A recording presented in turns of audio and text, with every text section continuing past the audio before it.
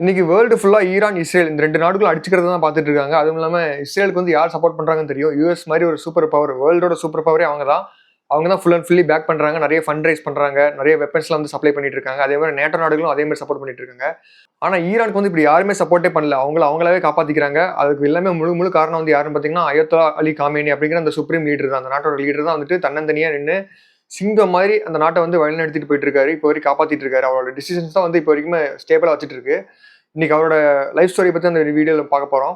இதுக்கு முன்னாடி நம்ம நெத்தன்யாவோட லைஃப் ஸ்டோரியை பத்தி பார்த்திருந்தோம். அதுல வந்துட்டு அவர் வந்து நிறைய கரப்ஷன்லாம் வந்து பண்ணியிருந்தாரு. ஆனா இவரோட வாழ்க்கையில வந்துட்டு இவரு எப்படிப்பட்ட ஒரு நல்ல மனுஷன்னா எந்த ஒரு கரப்ஷன்லயும் மாட்டினது கிடையாது. இவர் மேல எந்த ஒரு கேஸும் கிடையாது. அதே மாதிரி ஒரு வாழ்க்கையை வந்துட்டு ஃபுல்லா வந்து எளிமையான வாழ்க்கை தான். என்னைக்குமே வந்துட்டு ஒரு ஹைஃபையா இருந்தது கிடையாது. பெரிய பெரிய பில்டிங், பெரிய பெரிய கார் அதெல்லாம் வந்து எதையுமே ஒரு ஓன் பண்ணதே கிடையாது. அந்த அளவுக்கு ஒரு நல்ல மனுஷனா தான் வாழ்ந்திருக்காரு. அயத்தொல்லா அலி காமேனி அப்படிங்கிற ஒரு சுப்ரீம் லீடர். இவரோட கதையை வந்து எல்லாருமே கேட்டு முடிக்கும் போது உங்களுக்கு எல்லாருக்குமே புரிய வரும். அயத்தொல்லா அலி காமேனி வந்துட்டு நெத்தன்யாவை விடவும் சரி, ட்ரம்ப்பை விடவும் சரி, ரொம்பவுமே ஒரு சுப்பீரியரான ஒரு லீடர் அப்படிங்கிறது தெரிய வரும். நம்ம மக்களுக்கான ஒரு லீடர் அப்படிங்கிறது வந்து தெரிய வரும். இவரோட ஃபுல் நேம் வந்து என்னன்னு பார்த்தீங்கன்னா, அயத்தொல்லா சையத் அலி ஹுசைனி காமேனி அப்படிங்கிறதா வந்து இவரோட ஃபுல் நேம். ரொம்ப பெரிய பெரிய ஃபுல் நேம். இவர் எந்த வருஷம் பிறக்கிறாருன்னு பார்த்தீங்கன்னா, ஜூலை 17, 1939 அதாவது 1939 வருஷம் பிறக்கிறாரு. எங்கன்னா ஈரானோட மசாத் அப்படிங்கிற ஒரு ஸ்டேட்ல தான் பிறக்கிறாரு. ஃபுல் அண்ட் ஃபுல்லி ஒரு ரிலீஜியஸான ஒரு ஃபேமிலியில தான் பிறக்கிறாரு. இவரோட ஃபேமிலியே வந்து பார்த்தீங்கன்னா, அவங்களோட ஹிஸ்ட்ரியே வந்துட்டு ஃபுல் அண்ட் ஃபுல்லி இஸ்லாமிக் கல்ச்சரை வந்து ஃபாலோ பண்ற ஃபேமிலி தான். ஏன்னா இவரோட அப்பா அயத்தொல்லா சையத் ஜாவேத் காமேனி அப்படிங்கிறவர் வந்துட்டு ஒரு அசர்பைஜானை சார்ந்த ஒரு மதகுரு. இவங்க வந்து நேட்டிவ் வந்துட்டு அசர்பைஜான் தான். அவங்க அப்பா வந்து இங்க ஈரான் வந்து செட்டில் ஆகி ஈரானிஸ்டா மாறிட்டாரு. ஆனா அவர் அசர்பைஜான்ல இருக்கும்போதுமே ஒரு மதகுருவா தான் இருந்திருக்காரு. இங்க ஈரான்லயுமே வந்துட்டு ஒரு பெரிய மதகுருவா தான் இருக்காரு. அதனால காமேனியவையுமே வந்துட்டு அவங்க அப்பா வந்துட்டு அவரை மாதிரியே வரணும், அவரை மாதிரி ஒரு பெரிய மதகுருவா வரணும் அப்படின்னு சொல்லி தான் வளர்க்குறாங்க. அதனால சின்ன வயசுல இருந்தே குரானை வந்து full and full top to bottom படிச்சு முடிக்கிறதா இருக்கட்டும். அதே மாதிரி இஸ்லாமிக் கல்ச்சர், அப்புறம் இஸ்லாமிக் ஸ்டடீஸ் இதெல்லாமே வந்து படிக்க வைக்கிறாங்க அவரை.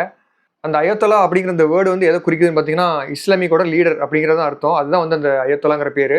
அதுதான் வந்துட்டு இவரு பின்னாடியும் இருக்கு, அவரோட அப்பா பின்னாடியும் இருக்கு. ஏன்னா இவங்கெல்லாம் மதகுரு, அந்த ஒரு லீடரை சேர்ந்தவங்க தான் இவங்க. காமேனி வந்து அவர் பிறந்த இடமான மசாதுல இருந்து கோம் அப்படிங்கிற ஒரு சிட்டி இருக்கு ஈரான்ல, அங்க போறாரு. அங்க போயிட்டு தான் வந்து இஸ்லாமிக் ஸ்டடீஸ்லாம் நிறைய படிக்க ஆரம்பிக்கிறாரு. அங்கதான் வந்துட்டு இஸ்லாமிக் லேர்னிங் சென்டர் இருக்கு. அந்த அப்படிங்கிறது என்னன்னு பாத்தீங்கன்னா, இது வந்து ஒரு இஸ்லாமிக் பிரிவு. எப்படி கிறிஸ்டின்ஸ்ல ஒரு பிரிவு இருக்கோ, அதே மாதிரி இந்துஸ்ல ஒரு பிரிவு இருக்கோ, அதே மாதிரி இது ஒரு இஸ்லாமிக் வந்து ஒரு பெரிய பிரிவுன்னு சொல்றாங்க. இந்த அப்படிங்கிற இஸ்லாமிக் சென்டர்ல தான் அவர் வந்து டாப் டு பாட்டம் படிக்கிறாரு. இஸ்லாமிக்கோட கல்ச்சரே கரைச்சு குடிக்கிறாரு. அந்த டைம்ல தான் அவர் வந்து ஒரு பெரிய பெரிய மதகுருவெல்லாம் வந்து மீட் பண்றாரு. 1875ல பிறந்து 1961ல இறந்து போன அயத்தொல்லா ஹோசைனி பொர்ஜெரடி அப்படிங்கிற ஒரு பெரிய மதகுரு இருக்காரு. அவர் தான் வந்து இவர் ட்ரெயின் பண்றாரு. அதே மாதிரி இன்னொரு பெரிய மதகுரு இருக்காரு. அவர் வந்துட்டு அயத்தொல்லா ரஹோல்லா கௌமேனி அப்படிங்கிற ஒருத்தர். காமேனி இல்ல, கோமேனிங்கிற ஒருத்தர். இவர் தான் வந்துட்டு இவர் ஃபுல் அண்ட் ஃபுல்லி வந்து செதுக்குறாரு அயத்தொல்லா காமேனியை. இன்ஃபேக்ட் ருஹோல்லா அப்படிங்கிற அந்த ஒரு பெரிய மதகுரு நான் சொன்னேன்ல, இவர் தான் வந்துட்டு அயத்தொல்லா அலி காமேனியோட அந்த பொலிட்டிக்கல் வியூ இருக்குல்ல, வேர்ல்டு ஃபுல்லா இருக்கிற பொலிட்டிக்கல் ஸ்டடீஸை வந்து இவருக்கு ஃபுல் அண்ட் ஃபுல்லி கற்றுக் கொடுக்குறாரு டாப் டு பாட்டம். அது அவர்கிட்ட இருந்து கற்றுக்கிட்ட வித்தையெல்லாம் தான் இவர் வந்து இப்போ வரைக்கும் ஒரு பெரிய லீடராக இருக்கிறதா இருக்கட்டும், அதே மாதிரி பெரிய மதகுருவாக இருக்கிறதா இருக்கட்டும், எல்லாமே அவர்கிட்ட இருந்து கற்றுக்கிட்டது தான். ருஹோல்லா வந்துட்டு காமேனிக்கு என்னென்னலாம் கற்றுக் கொடுக்குறாருன்னா, ஃபிலாசபி கற்றுக் கொடுக்குறாரு, அதே மாதிரி அரேபிக் கல்ச்சர் கற்றுக் கொடுக்குறாரு, அதுக்கப்புறம் அரேபிக் லிட்ரேச்சர், அப்புறம் ஜூரிஸ்ப்ருடன்ஸ், ஈரான் நாட்டோட சட்டம் எல்லாம் எப்படி வேலை செய்யுது அப்படிங்கிறது ஒட்டு மொத்தமே வந்துட்டு ரஹோல்லா தான் வந்துட்டு காமேனி கற்றுக் கொடுக்குறாரு. அதுக்கப்புறம் ஒரு நாட்டு தலைவனுக்கு என்னென்னலாம் தேவையோ, அதாவது ரைட்டிங்காக இருக்கட்டும், அதே மாதிரி டிரான்ஸ்லேஷனாக இருக்கட்டும், மற்ற யாராவது பேசினா அதை எப்படி புரிஞ்சுட்டு திருப்பி பேசுறது, பதில் அளிக்கிறதா இருக்கட்டும்.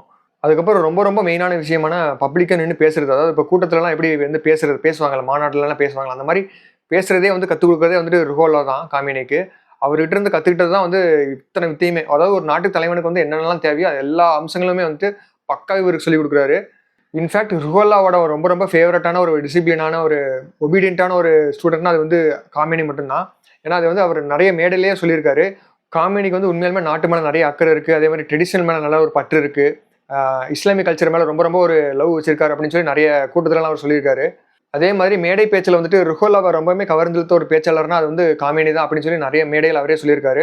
இந்த மாதிரி அவர்கிட்ட இருந்து ஏகப்பட்ட பாராட்டு வாங்கியிருக்காரு. ருஹோல்லா மாதிரி ஒரு பெரிய மதகுரு கிட்ட இருந்து நிறைய பாராட்டு வாங்கணும் அப்படின்னு சொல்லி ஏகப்பட்ட ஸ்டூடெண்ட்ஸ் வந்துட்டு போட்டி போட்டுட்டு வேலை செய்வாங்க. அந்த அளவுக்கு வந்துட்டு ருஹோல்லா அப்படிங்கிறவர் வந்து ரொம்ப ரொம்ப பெரிய மதகுருவா அந்த காலகட்டத்தில் இருந்தாரு.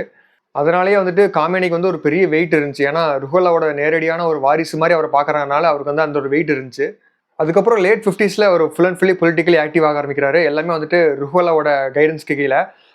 அவரோட கைடன்ஸ் கீழே தான் வந்துட்டு முகமது ரெசா ஷா அப்படிங்கிற அந்த ஒரு பெரிய சுப்ரீம் லீடர் இருந்தார். அப்போ அவர் வந்துட்டு யாருன்னு பார்த்தீங்கன்னா full and fully western backed leader. அதாவது யூஎஸ் அப்புறம் இஸ்ரேல் இவங்க சொல் பேச்சு கேட்குற ஒரு லீடர். அதனால வந்துட்டு இவங்க யாருக்குமே பிடிக்கல.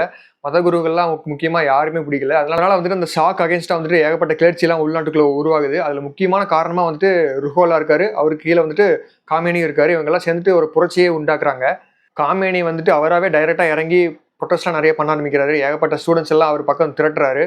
அதாவது பப்ளிக்ல நின்னுட்டு ஏகப்பட்ட ஸ்பீச் குடுக்குறாரு. எல்லாமே வந்துட்டு நெருப்பு பறக்கிற மாரி இருக்கும்னு சொல்லுவாங்க அவர் பேசுறதெல்லாம். பேசினாருன்னா கிட்டத்தட்ட 2 மணி நேரம் எந்த ஒரு போருமே இல்லாம பேசுவாராமா. அந்த அளவுக்கு ஒரு டேலண்டடான ஒரு பப்ளிக் ஒரேட்டர்ன்னு சொல்றாங்க.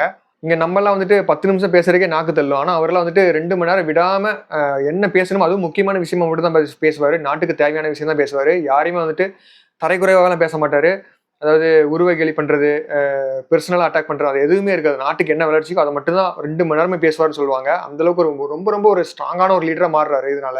இப்படி ஒரு ஸ்ட்ராங்கான ஒரு லீடரா வந்துட்டு காமினி உருவாகுறதுனால வந்துட்டு ஷாக்கு வந்து பிடிக்கல. அதனால வந்துட்டு அவரோட சீக்ரெட் போலீஸா இருக்கிற ஒரு ஷாவாக் அப்படிங்கிற ஒரு பேர்ல ஒரு சீக்ரெட்டான ஒரு போலீஸ் இருக்காங்க. அவங்க வந்துட்டு இவர அரெஸ்ட் பண்றாங்க. நெறைய வாட்டி உள்ள வைக்கிறாங்க. ரொம்ப நாளைக்கு வந்து உள்ள வைக்கிறாங்க. அதே மாரி இவர் வந்துட்டு அப்பப்போ பேசிட்டு இருப்பாரு. திடீர்னு இவர் பேசிட்டு இருக்கிற அந்த ஒரு இடத்துல வந்துட்டு கரெக்ட்டா ஒரு கலவரத்தலாம் வாண்டடா வந்து உண்டு பண்ணி, அவர வந்து கடத்திட்டு கொண்டு போய் ஒரு சீக்ரெட்டான பிளேஸ்ல வச்சு பூட்டி வச்சுருவாங்க. அந்த அளவுக்கு ஒரு மோசமான அடக்குமுறையில இவர் மேல நடத்தியிருக்காங்க. இதுக்கு எல்லாமே பின்னாடி இருக்கிறது வந்துட்டு பார்த்தீங்கன்னா, யுஎஸ், இஸ்ரேல் அப்புறம் வந்து வெஸ்டர்ன் கண்ட்ரீஸ்லாம் வந்துட்டு அதோட ஆதிக்கம் தான் ஜாஸ்தியா இருந்திருக்கு. அதனால வந்துட்டு ருஹோல்லா அப்புறம் காமேனி இவங்க 2 பேரும் சேர்ந்துட்டு ஒரு முடிவு பண்றாங்க. ஒரு ரெவல்யூஷனே உண்டு பண்ணணும். இந்த வெஸ்டர்ன் கண்ட்ரீஸ்க்கு அகைன்ஸ்டா ஒரு ரெவல்யூஷனே உண்டு பண்ணணும். அது என்னதான் ஒரு ஆதிக்கமா இருந்தாலும் அது அவங்க நாட்டுக்குள்ள வச்சுக்கட்டும். நம்ம நாட்டுக்குள்ள அது பண்ணக்கூடாது அப்படிங்கிற அந்த ஒரு ஒரு வெறித்தனமான ஒரு கொள்கைக்குள்ள இறங்குறாங்க. அதனால இத வந்து நெறைய பேருக்கு வந்து பிடிக்கவும் ஆரம்பிக்குது. நெறைய யங்ஸ்டர்ஸ்லாம் வந்துட்டு அவங்க பின்னாடி இருக்காங்க. இவங்க என்னெல்லாம் சொல்லி அந்த ஸ்டூடண்ட்ஸ் எல்லாம் இவங்க பக்கம் திருட்டுறாங்கன்னு பார்த்தீங்கன்னா, இவங்க வந்துட்டு அதாவது இந்த சாவோட கவர்மெண்ட் வந்து நம்மளோட ட்ரெடிஷனே அழிக்குது. வெஸ்டர்ன் கல்ச்சர் எல்லாம் அப்படியே நம்ம நாட்டுக்குள்ள இம்ப்ளிமெண்ட் பண்ணிட்டு இருக்காங்க. இது வந்து நம்மளோட கல்ச்சருக்கு நல்லது இல்ல. நம்ம இஸ்லாமிக் அந்த மதத்துக்கே வந்து நல்லது இல்ல அப்படிங்கிற மாரி சொல்லி அந்த ஒரு உணர்ச்சிய வந்து தூண்ட ஆரம்பிக்கிறாங்க. பெண்கள்லாம் வந்துட்டு பர்தா இல்லாம பார்லிமெண்ட்குள்ள வந்து என்டர் ஆகுறதா இருக்கட்டும். இதெல்லாம் வந்துட்டு கவர்மெண்ட்ல இருக்குது. இதெல்லாம் வந்துட்டு ரொம்ப ரொம்ப கேவலமான ஒரு விஷயம் அப்படிங்கிற மாரி ஒரு பாயிண்ட் ஆஃப் வியூல இருந்து இவங்க பார்க்க ஆரம்பிக்கிறாங்க. அதாவது இஸ்லாமிக்கோட ட்ரெடிஷன்ஸை ஃபாலோ பண்ற கேர்ள்ஸா இருக்கட்டும். அதே மாதிரி இஸ்லாமிக் கல்ச்சரை ஃபாலோ பண்ற ஆண்களா இருக்கட்டும். இவங்க தான் நம்ம நாட்டுக்கு தேவை அப்படிங்கிற மாரி யங்ஸ்டர்ஸ் அந்த ஒரு மைண்ட் செட்டுக்கு வராங்க. அது மட்டும் இல்லாம காமினி வேற ஆல்ரெடி ஜெயிலெல்லாம் நிறைய வாட்டி வச்சு அடைச்சு வச்சிருந்தாங்க. அதே மாதிரி கடத்தி வச்சிருந்தாங்கல்ல. இதனால வந்துட்டு யங்ஸ்டர்ஸ்க்காகட்டும், ஸ்டூடெண்ட்ஸ்க்காகட்டும் இவர் மேல இருக்கிற ஒரு மதிப்பு வந்து எங்கேயோ போய் நிக்குது. இவர் மேல வந்து ரொம்ப ரொம்ப பெரிய நம்பிக்கை வச்சிருக்காங்க. இவர் வந்து ஒரு ஃபியூச்சர்ல நல்ல ஒரு லீடரா வரக்கு எல்லா தகுதி இருக்கு அப்படிங்கிற மாதிரி நம்புறாங்க. இந்த மாதிரி ஒரு ஒரு புரட்சியே உண்டு பண்ணதுனால 1979ல வேற வழியே இல்லாம ஷாவோட கவர்மெண்ட் வந்து விழுகுது. அவங்களோட ஆட்சி வந்து முடியுது. அதுக்கு பதிலா வந்துட்டு ருஹோல்லா வந்துட்டு அந்த இடத்துக்கு வராரு. அப்படி வந்த உடனே அந்த ஃபர்ஸ்ட் மீட்டிங்ல அவர் பேசினது என்னன்னு பாத்தீங்கன்னா, காமேனியோட அந்த ஒரு சாக்ரிஃபைஸ், அவரோட அந்த ஒரு துணிச்சலான ஒரு நாட்டுப்பற்று இதெல்லாம் வந்துட்டு அந்த மேடையில வந்து சொல்றாரு. அதுக்கு வந்து ஒட்டுமொத்த யங்ஸ்டர்ஸ்க்கும் வந்துட்டு கை தட்டுறாங்க. நிறைய வந்து கூச்சல்லாம் போட்டு அவர் வந்து வரவேற்கிறாங்க. இன்ஃபேக்ட் ருஹோல்லா வந்துட்டு அவர் சுப்ரீம் லீடர் ஆனதுக்கப்புறம் நிறைய மீட்டிங் என்ன சொல்றாருன்னா, காமேனி மாதிரி ஒரு போராளி இருக்கிறதுனால தான் நம்ம நாட்டுக்கு இந்த மாதிரி ஒரு சுதந்திரம் கிடைச்சிருக்கு. அதாவது வெஸ்டர்ன் பேக்டு கண்ட்ரீஸ் கிட்ட இருந்து சுதந்திரம் கிடைச்சிருக்கு அப்படின்னு சொல்றாரு. இதனாலேயே வந்துட்டு ஈரானுக்குள்ள காமேனிக்கு ரொம்ப ரொம்ப மாஸ் ஏறிட்டு போகுது. இதனாலேயே ருஹோல்லாவுக்கு வந்துட்டு காமேனி ரொம்ப ரொம்ப பிடிச்சி போயிருது. ரொம்ப ரொம்ப க்ளோஸ் ஆயிடுறாங்க 2 பேருமே. ரொம்ப ரொம்ப க்ளோஸ் ஆயிடுறாங்க.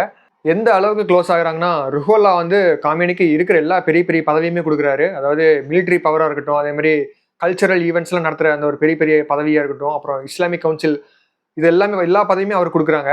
இந்த மாதிரி ஈரான் நாட்டோட பெரிய பெரிய இன்ஃப்ளூயன்ஷியலான பவர்ஃபுல்லான ஒரு பதவியெல்லாம் அவர் கிடைச்சனால காமேனி வந்துட்டு ரொம்பவுமே பெரிய பவர்ஃபுல்லான ஒரு மனுஷனா மாறிட்டு இருக்காரு.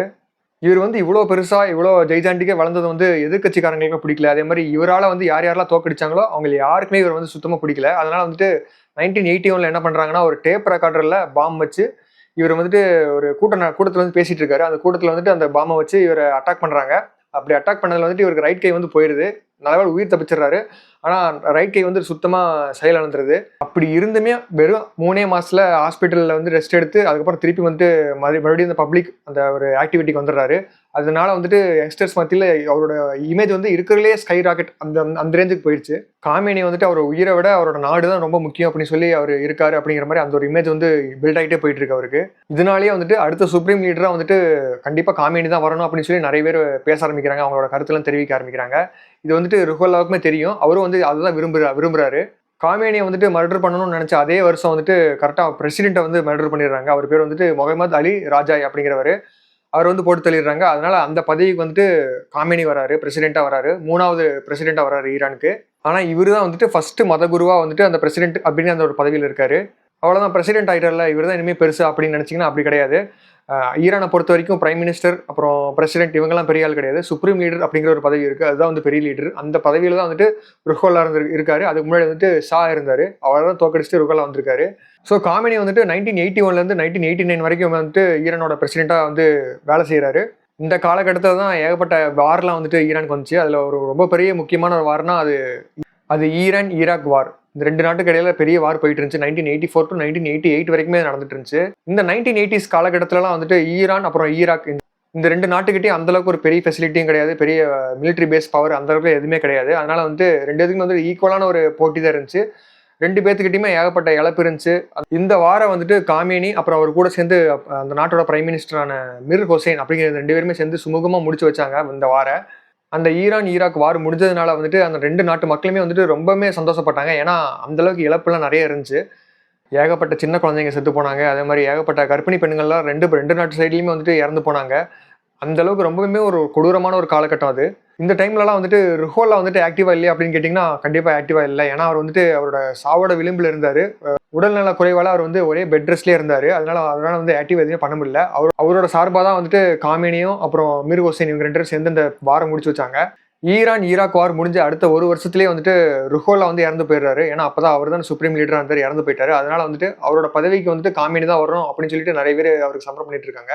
ஆனா அதுல வந்துட்டு அப்போ ஒரு சிக்கல் இருந்துச்சு. ஏன்னா மர்ஜா அப்படிங்கிற அந்த ஹையஸ்ட் ரேங்க் வந்து இருந்திருக்கணும் அவர்கிட்ட. ஆனா அது வந்து அவர்கிட்ட இல்லை. ஏன்னா அந்த மர்ஜாங்கிறது வந்து என்னன்னு பாத்தீங்கன்னா ரிலீஜியஸ் மத குருகள்லேயே வந்துட்டு ஒரு ஹையஸ்ட் ரேங்க். அது வந்து அப்ப வந்துட்டு அவர்கிட்ட இல்லை. ஆனா இருந்தாலுமே நிறைய மத குருக்கள்லாம் என்ன சொன்னாங்கன்னா இவர் தான் வந்து நாட்டு தலைவராக வரணும். ஏன்னா ருஹோல்லாவோட நேரடி வாரிசா இவரை தான் பார்த்தாங்க. அதனால வந்துட்டு இவர் வந்து அந்த பதவிக்கு வந்துடுறாரு. இவர் சுப்ரீம் லீடரா மாறினதுக்கு அப்புறம் அந்த நாட்டுக்குள்ள வந்துட்டு ஏகப்பட்ட கலவரம்லாம் வெடிக்க ஆரம்பிக்குது. எப்படி இவர் வந்து ஆகலாம்? இவர் வந்து மர்ஜாவே கிடையாது, அந்த ஒரு ரேங்க் இவர் கிடையவே கிடையாது, இவர் எப்படி அந்த சுப்ரீம் லீடர் ஆகலாம்னு சொல்லி அவரை பிடிக்காத நிறைய மதகுருகளே நிறைய பேர் இறங்கினாங்க இந்த போராட்டத்துக்குள்ள.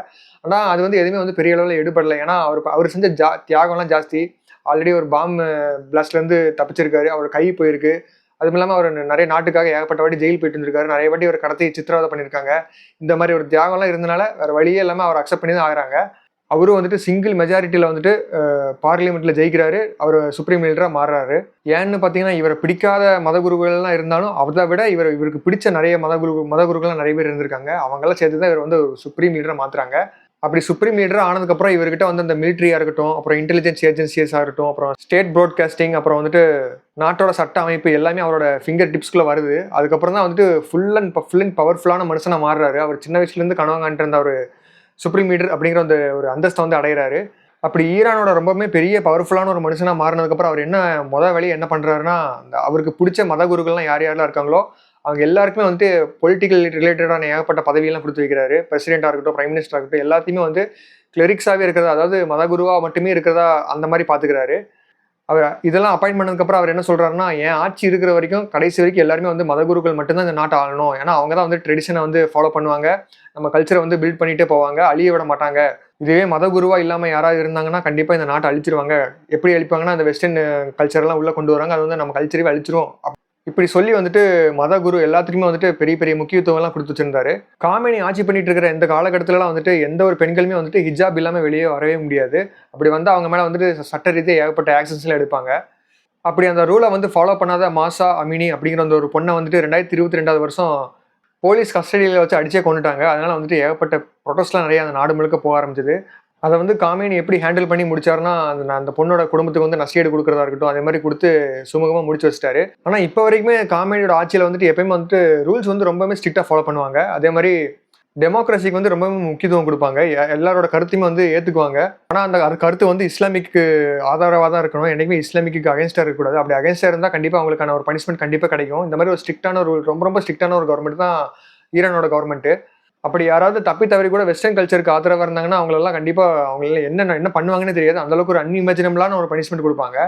அதே மாதிரி காமெனி வந்துட்டு நாட்டோட நல்லதுக்காக என்ன வேணால் காம்ப்ரமைஸ் பண்ணுறதுக்கு தயாராக இருக்காரு. ஏன்னா 2015 நியூக்ளியர் அக்ரிமெண்ட்டில் வந்து சைன் பண்ணுறாரு. எதுக்குன்னு பார்த்தீங்கன்னா நியூக்ளியர் வந்து யூஸ் பண்ண மாட்டோம், அதை வந்து இம்ப்ரூவ் பண்ண மாட்டோம், அந்த டெக்னாலஜி இம்ப்ரூவ் பண்ண மாட்டோம் அப்படிங்கிறதுக்கான ஒரு அக்ரிமெண்ட் தான் அது. இதை ஏன் அவர் சைன் போடுறாருன்னா, ஏன்னா அந்த காலகட்டத்தில் வந்துட்டு யூஎஸ் அப்புறம் வெஸ்டர்ன் கண்ட்ரீஸ் நிறைய வந்து ஈரான் மேலே சாங்ஷன் போட்டு வச்சிருந்தாங்க. அதாவது வணிக ரத்தெல்லாம் பண்ணி வச்சிருந்தாங்க. அதனால அதை கேன்சல் பண்ணணும்னா நீங்கள் இந்த சைன் போட்டு தான் ஆகணும், நியூக்ளியர் வெப்பனை நாங்கள் யூஸ் பண்ண மாட்டோம் அப்படின்னு சொல்லி சைன் போட்டாகணும் அப்படின்னு சொல்லி வற்புறுத்தினால வேறு வழியே இல்லாமல் நாட்டோட நல்லதுக்காக நாட்டோட எக்கனாமிக்காக பூஸ்ட் ஆகணும்னு சொல்லி சைன் போட்டார்.